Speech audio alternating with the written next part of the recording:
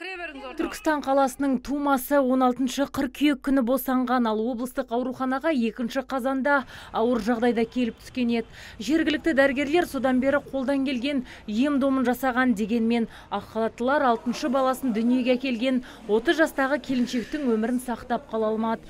Науқас 8 қазан күні сағат 10:30-да облыстық клиникалық аурухананың жан сақтау бөлімінде көз жұмды.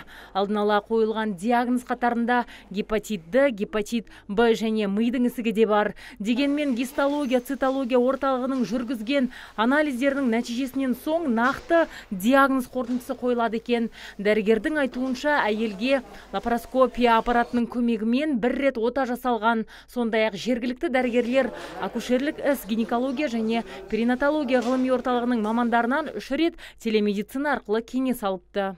Умерла 8 октября в 10:30.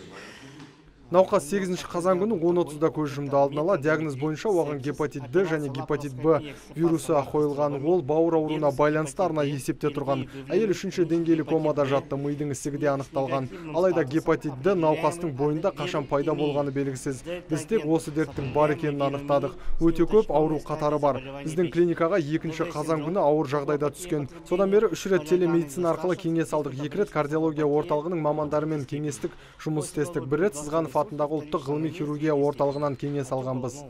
Айта кетсек, осыған дейін Астанадан келген акушер-гинеколог науқасты 1 рет тексеріп кеткен, ал соңғы 3 күн бойы Алматы қаласы кардиология орталығынан келген дәрігер науқастың қасында болған. Еске салсақ, науқастың беті бері қарамаған соң жергілікті дәрігерлер Алматыдан білікті мамандарды шақыртқан болатын. Себебі науқастың жағдайы қиын кезде республикалық деңгейдегі дәрігерлерді санавиациямен шақыру бұрыннан тәжірибеде бар.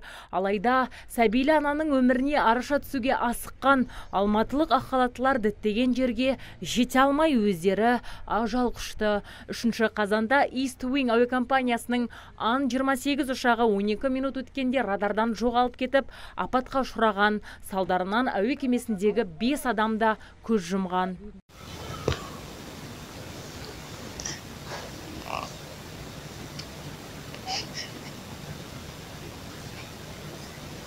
Марқұм болған 30 жастағы келіншектің мүрдесі туған жеріне жіберіліпті. Ал 4 келі 520 грамм болып туылған нәрестеге Береке деп есім берген. Қазір сәбидің денсаулығы жақсы. Бүгінде 1-ден 6 бала анасынан айырылып жартылай жетім атанып отыр. Марқұмның туыстарына ТВК арнасының ұжымы көңіл айтады. Азиза Мадияр, Антон Семенов, ТВК телеарнасының жаңалықтар қызметі.